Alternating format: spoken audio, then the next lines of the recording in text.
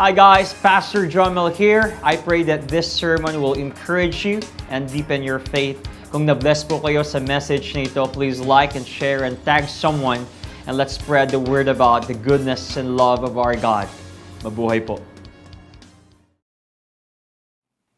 Number 5, this woman was broken with 5.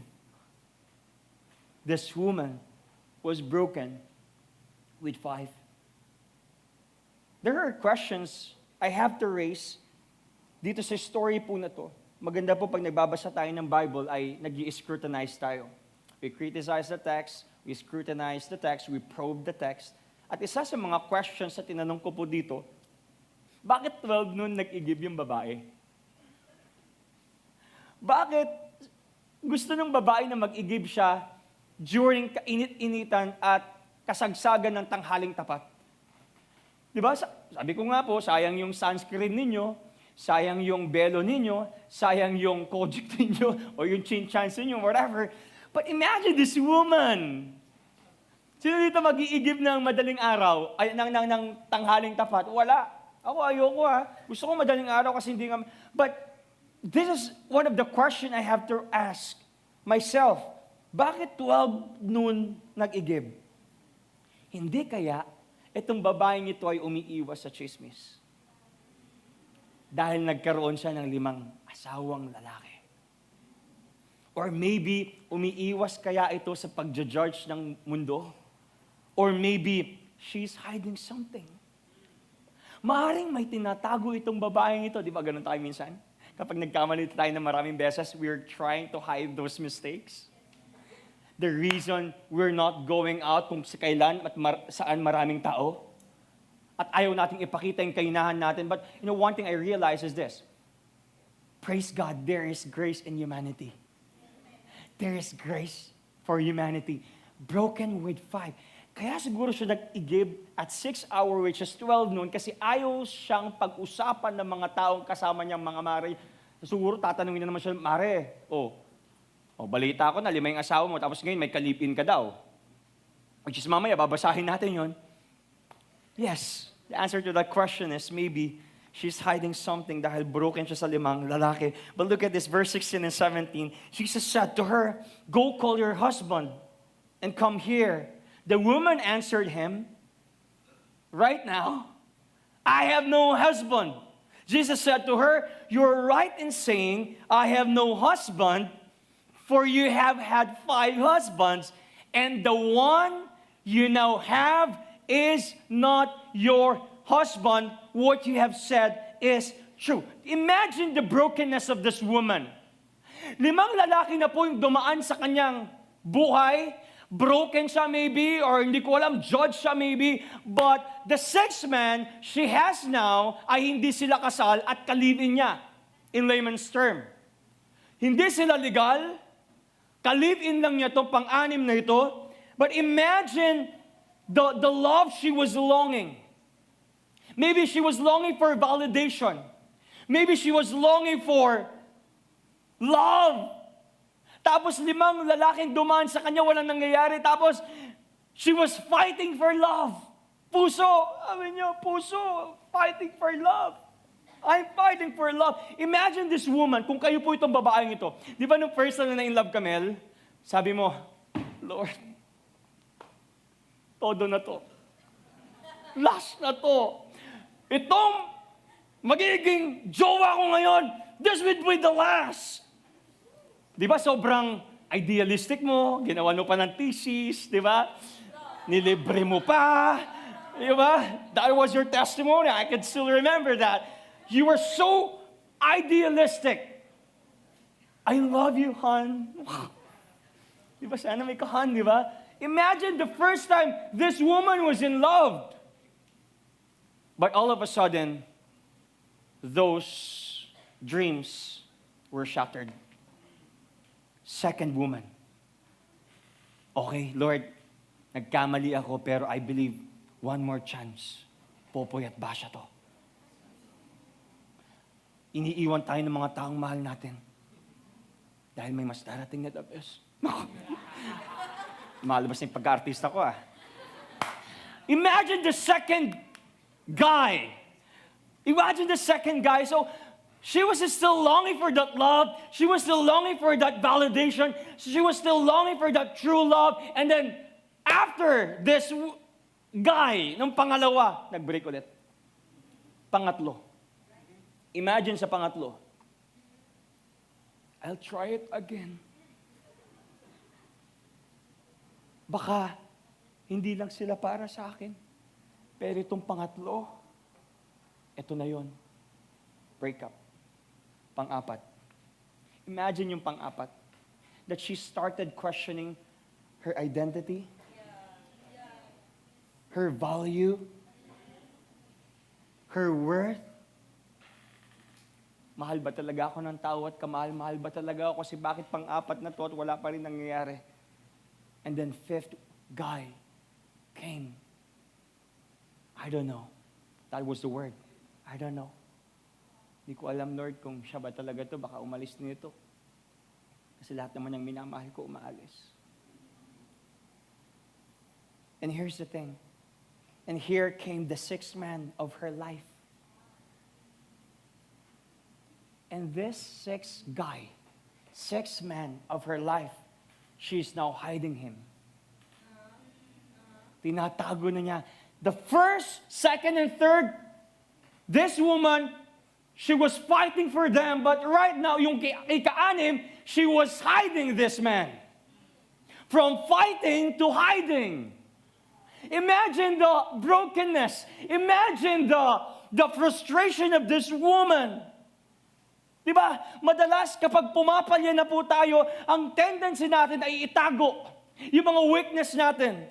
Itago yung mga pagkakamali natin. Itago yung mga kapalpakan natin sa buhay. Itago yung mga faults natin. That this woman, from fighting, now she's hiding something.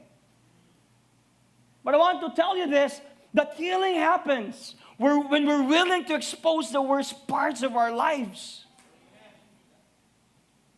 Pero maganda dito, the moment she was hiding something, bakit doon pa siya kinatagpo ng Panginoon?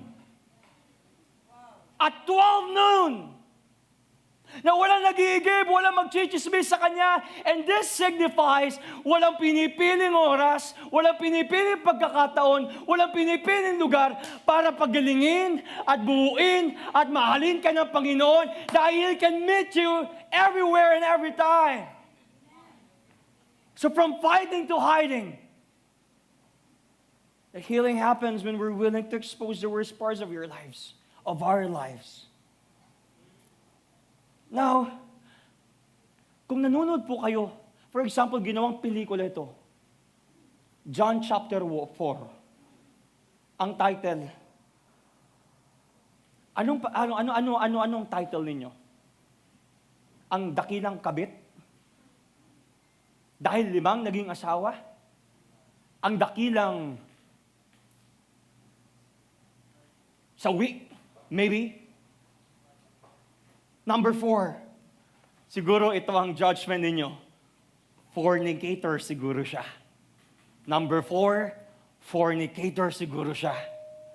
Number 4, fornicator siguro siya.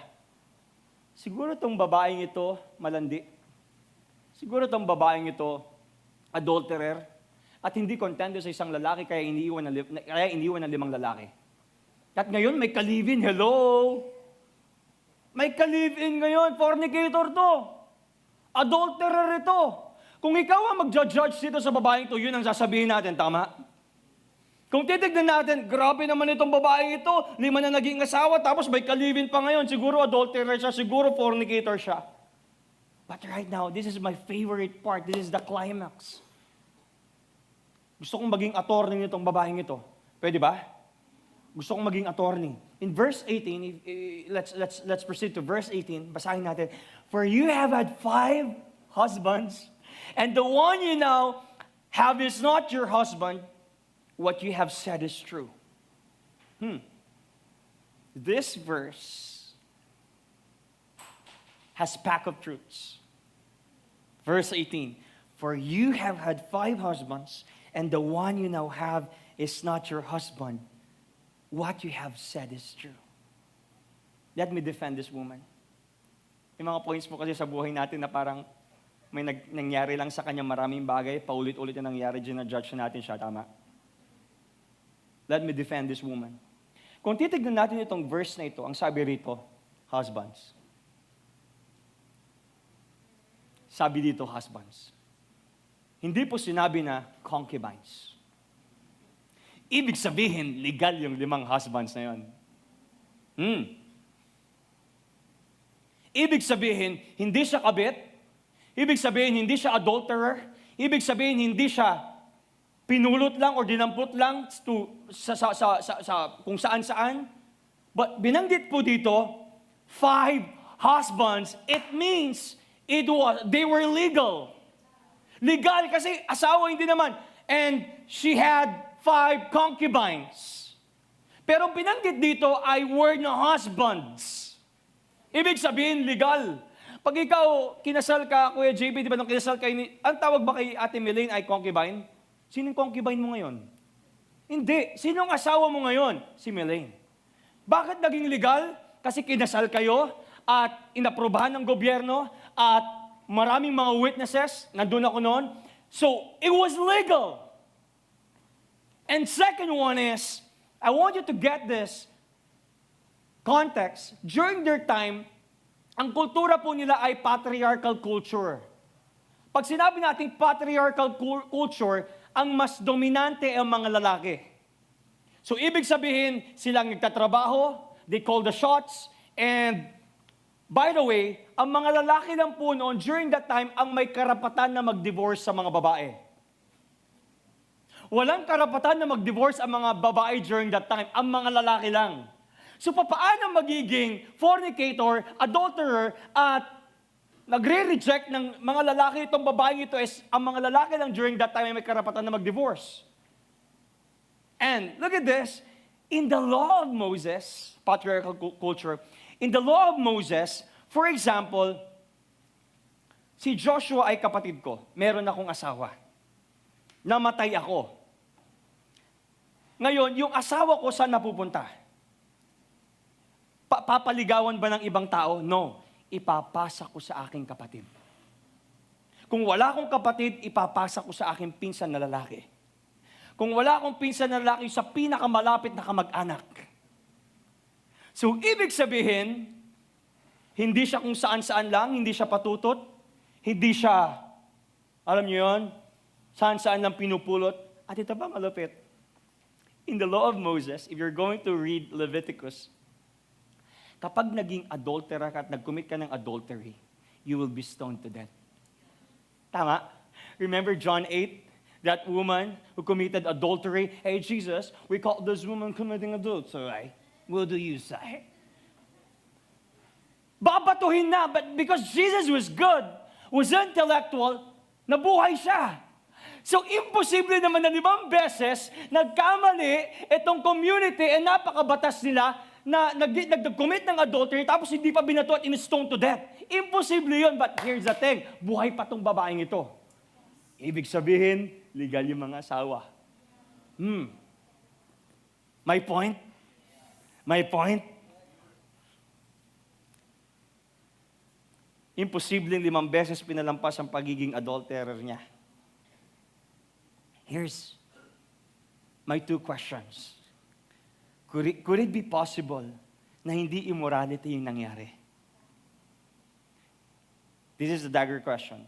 Could it be possible that she was despised and she was rejected 5 times? Iniwan siya. Maybe mga lalaki ang nag-divorce sa kanya. Maybe mga lalaki ang nagloko. Maybe mga lalaki ang nawalan ng gana. Maybe mga lalaki ang na-bad trip sa kanya. That she was despised and she was rejected for 5 times. O maari naman na itong babaeng ito, ginudge lang siya dahil doon sa pagkakamali niyang isa. Dahil ngayon ay may ka-live-in siya. Have you ever experienced that? Yung akala nila mali mo, ang paulit-ulit, pero may ginawa ka lang na isang pagkakamali at na-judge na yung buong pagkatao mo. Kasi ngayon, ginajudge po siya dahil may ka-live-in siya. isang beses pa lang nangyari yung pagkakamali niya, ngayon ginajudge na siya ng mga kamari niya at taga-igib niya. That she's being judged. Kasi nakalagay dito, the one you know have is not your husband. Have you ever experienced that? Yung na-judge ka dahil sa isang pagkakamali mo. Pero yung mga nangyari in the past, hindi mo naman talaga pagkakamali. Pero ngayon, visible yung pagkakamali mo kasi may kalibin ka at may nangyari sa buhay mo ngayon, you are judged. That sometimes, bakit kung sino pa ang grieving, siya pa ang judged? Bakit sino pa ang grieving? Kung bakit sino pa ang grieving, siya pa ang judge. Kung sino pa yung talagang concerned, kung sino pa talaga yung nawalan, sino talaga yung broken, bakit sila pa yung judge?